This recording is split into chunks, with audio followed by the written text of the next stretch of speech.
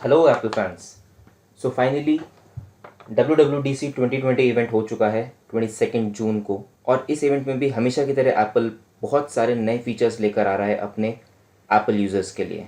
iOS 14 से लेके Mac OS big sur तक बहुत सी नई चीज़ें लॉन्च की हैं एप्पल ने इस इवेंट में। सो इस वीडियो में हम जल्दी से जान लेते हैं कि आपको क्या चीज़ें नई नई मिलने वाली हैं एप्पल की तरफ से इस साल। So let's start.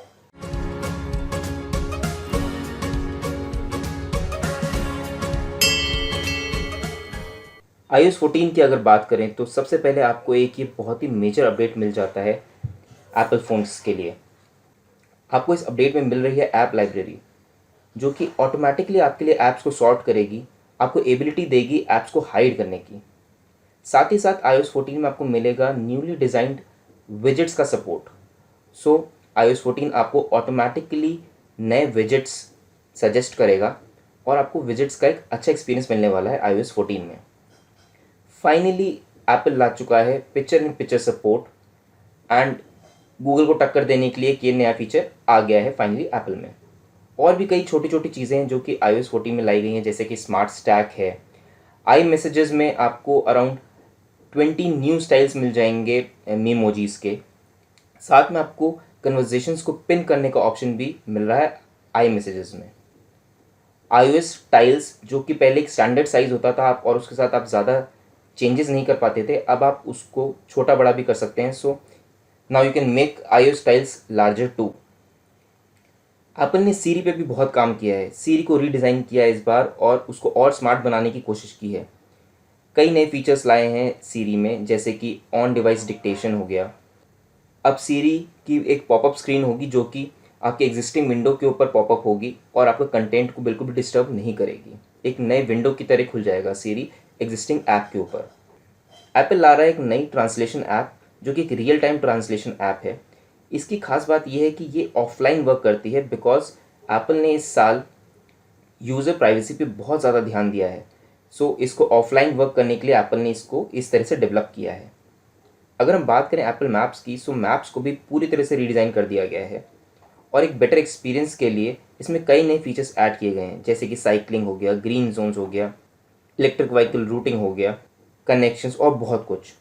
बट ये जितने भी फीचर्स हैं अभी सेलेक्टेड सिटीज़ और सेलेक्टेड कंट्रीज़ में ही अवेलेबल है, जैसे कि UK, Canada, Ireland. Let's see India में ये चीज़ें कब आती हैं। एप्पल ने कार प्ले को भी इग्नोर नहीं किया है और बहुत सारे फीचर्स लेकर आ रहा है कार प्ले में भी। नए वॉलपेपर्स हैं, नए ऐप सपोर्ट है, like EV charging, connected driving और बहुत कुछ। साथ ही साथ ला रहा है डिजिटल कीज़।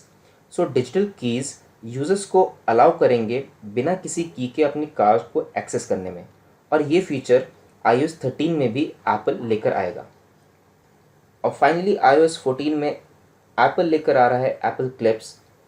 बेसिकली ये गूगल इंस्टेंट ऐप्स को टक्कर देने के लिए लेकर आया है।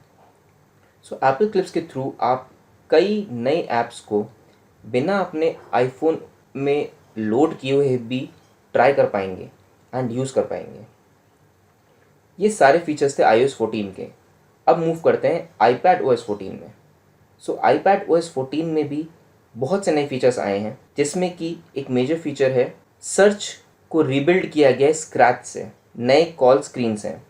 iPadOS 14 में इंट्रोड्यूस किया जा रहा है साइड बार को। So basically Apple is introducing sidebar on iPadOS 14 to better organize stuff like photos and much more. नया streamlined and compact वर्जन लाया जा रहा है सीरी का, which will be similar to iOS 14.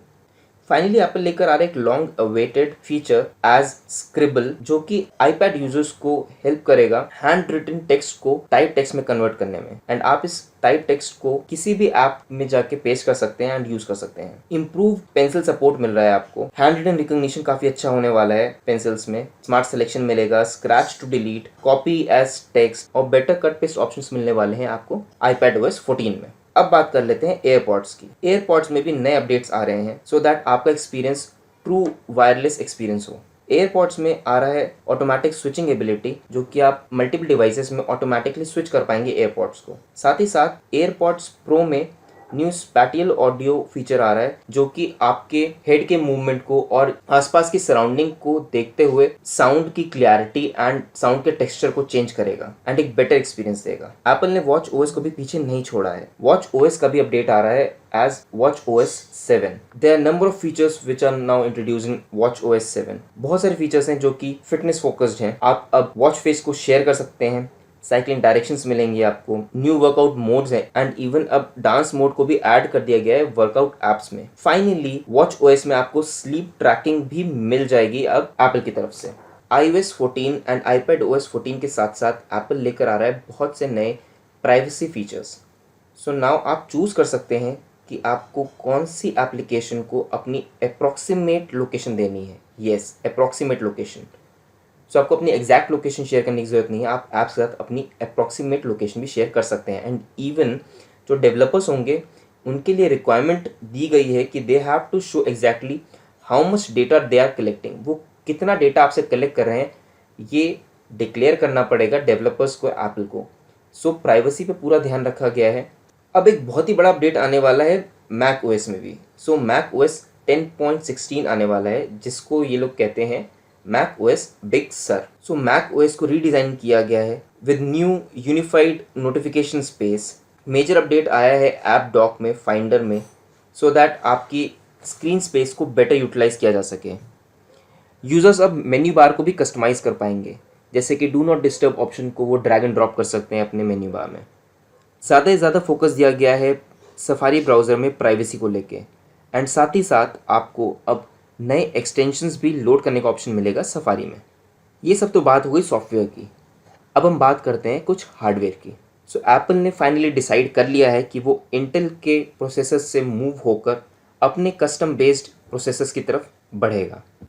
Apple हमेशा से ही आईफोन्स और आईपैड्स के लिए खुद ही प्रोसेसर्स डेवलप करता आया है एंड जैसे कि हमने देखा है कि कंपैटिबिलिटी बहुत अच्छी बैठती है जब आपका सेल्फ डेवलप्ड प्रोसेसर होता है और सेल्फ डेवलप्ड सॉफ्टवेयर होता है। सो उसी तरह का ही कुछ स्मूथ एक्सपीरियंस आपको मिलने वाला है मैक सिस्टम्स में भी। सो कस्टम ARM बेस्ड प्रोसेसर्स जो एप्पल लेकर आएगा मैक सिस्टम्स में, एप्पल क्लेम करता है कि एप्पल के इन सेल्फ डेवलप्ड प्रोसेसर्स से मैक सिस्टम्स को बहुत ही बेटर परफॉर्मेंस मिलने वाली है, साथ ही साथ लो पावर कंजम्पशन भी होगी। एक नए प्रोसेसर पे मूव होने का सबसे बड़ा इशू ये होता है कि बहुत सी ऐसी ऐप्स हैं जो कि प्रोसेसर बेस्ड होती हैं एंड वो उसी प्रोसेसर पे ही चलती हैं। सो इंटेल पे चलने वाली बहुत सी ऐसी इंपॉर्टेंट ऐप्स हैं जैसे कि MS ऑफिस है, like Word, Excel, PowerPoint, Adobe की बहुत सारी एप्लीकेशंस हैं। सो एप्पल ने मैनेज कर लिया है इन सारी ऐप्स को इंटेल से मूव होके अपने कस्टम प्रोसेसर्स पे मूव होने के लिए। एप्पल का ये प्लान है कि वो इन अगले 2 सालों में ट्रांजिशन कर जाएगा इंटेल से अपने प्रोसेसर्स पे और 2022 के बाद से जितने भी मैक सिस्टम्स निकलेंगे वो एप्पल के प्रोसेसर्स के साथ ही होंगे।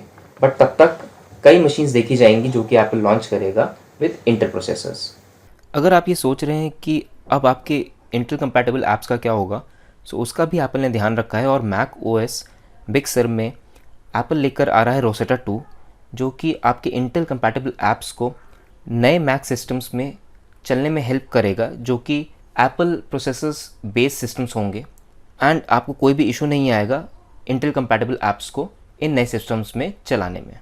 सो हमने इस वीडियो में कवर कर लिया है iOS 14 को, iPadOS 14, AirPods, watchOS, privacy features, macOS 10.16 big sir and Apple का मूवमेंट इंटेल से अपने प्रोसेसर्स की तरफ।